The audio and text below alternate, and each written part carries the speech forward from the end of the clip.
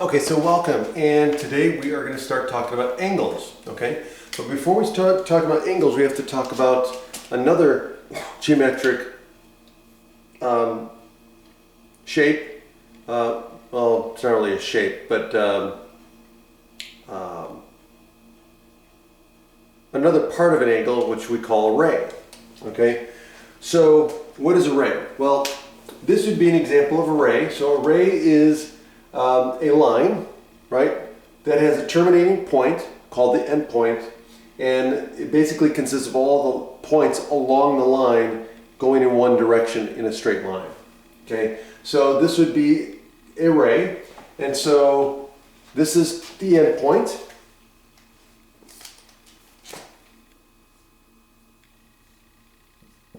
Oops, let's use this one.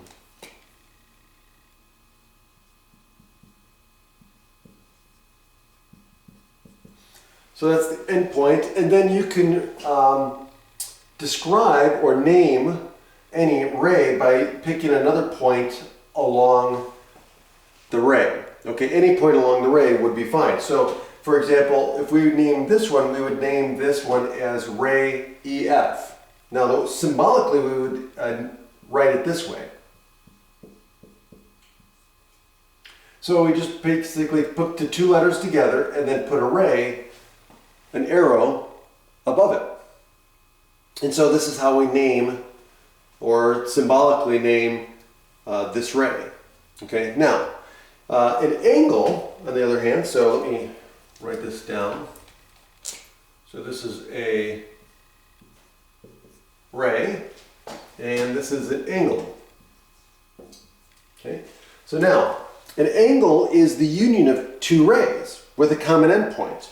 So the common endpoint, which is here at E, is called the vertex.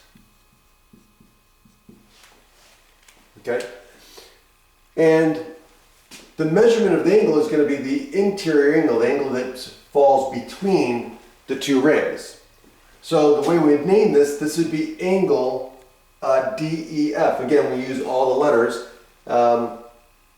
along the 3 points. So we have these 2 points that represent this ray. These 2 points represent this ray, so we have the common endpoint at E, and so the angle here would be represented by angle. So I put a little symbol of an angle, followed by the 3 letters D, E, F. Now I could have named this FED. That's fine too. Okay, the order doesn't matter in that regard. Either I can go D, E, F. Or FED, but what is important is that the vertex is always in the middle. The vertex is always in the middle. Okay? Now, the angle between them, right, can be represented by, usually is represented by Greek letters. Okay? So, for example, we might use the word, the symbol for theta. Okay? Now, the common symbols that are often used for an angle, again, it's not held to these, but these are the most common ones. So theta, and then there's phi. Okay? Or the other symbol is like that. Okay? So this is phi. And what else? So theta, phi, of course, alpha, beta, and then gamma.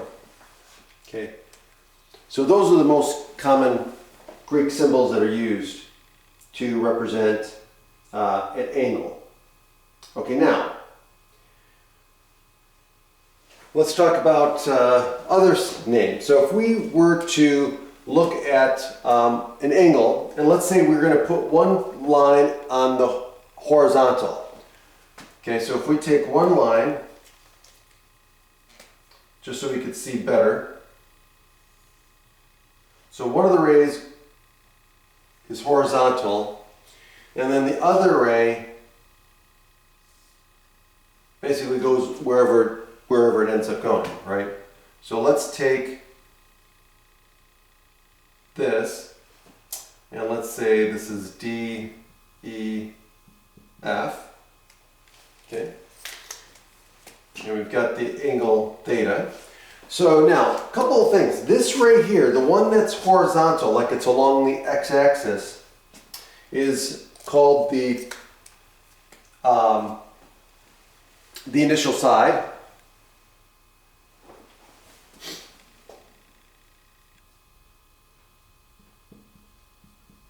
Oops.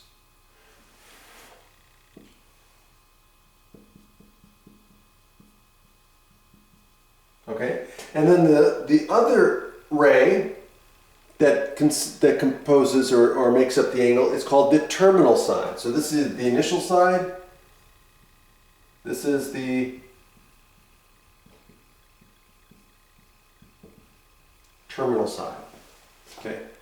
Now the standard angle, okay, or standard position of an angle has to deal with the plotting it or putting it on the Cartesian plane. Okay. Now here's the thing. When we do this, we're looking at the measurement of the angle. Okay, so if we have this is the measurement of the angle is going to be the amount of rotation. So this angle defined as the amount of rotation going from the initial side to the terminal side. So it's going to be this angle in between the initial side and the terminal side. Okay, and so we want to measure that angle, and the measure of an angle is again the amount of rotation from the initial side to the terminal side. Okay, and the most common unit of measurement that you are probably familiar with is the degree. Okay, and a degree really is just represented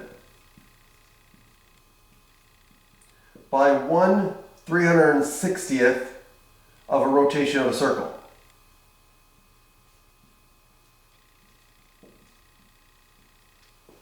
The rotation or the revolution of a circle. Okay, so again, as we know, there's 360 degrees in a circle, right? So 1 degree is 1/360th of the circle. Okay, and so to go to a complete circle would be 360 degrees. Okay, and again, we use the small circle to represent degrees. So for example, this represents 90 degrees. Okay. Now, the last thing is standard position. Okay. So standard position, again, is along the Cartesian plane.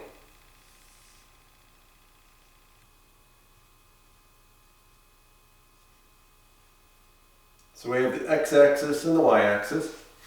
And so if we take an angle, the angle is always drawn like this, where the initial side is always along the positive x-axis.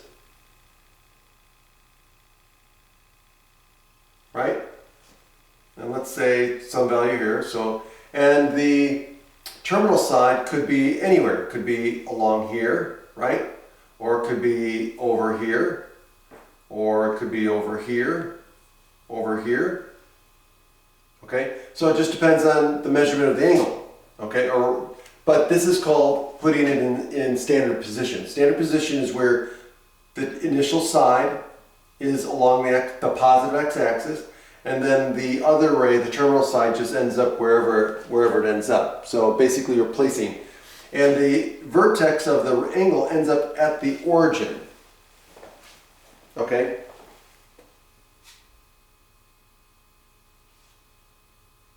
And that's what we mean by having an angle in standard position. Now, angles can be either positive or negative. So how do we determine positive or negative angles? Well, it depends on the rotation. How do we go looking at the angle? So for example, if I have this in standard form, let's say I have this angle, right? and so I have the theta, right? So I can describe this angle either positive, right, which means I'm going to measure the angle from the initial side this way going counterclockwise. So that would be the positive angle. Or, so this would be the positive angle. Let me write that down.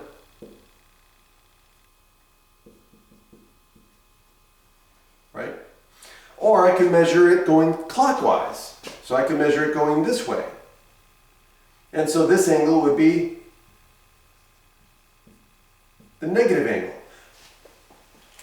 But both of those measurements represent the same angle. It's just whether you go counterclockwise or whether you go clockwise. Okay? Now, drawing an angle in standard position always starts the same way. You draw the initial side along the positive x-axis, okay? And then to place this terminal side of the angle, we must calculate the fraction of the full rotation that the angle represents. Okay, so we do that by dividing the angle measure by 360 degrees.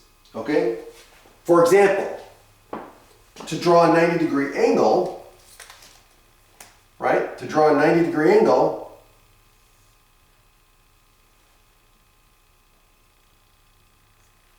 we first draw our initial side, right?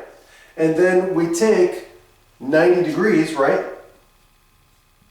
And we divide by 360, which gives us 1/4. So we know that it's 1/4 of a circle. Well, what's 1/4 of a circle?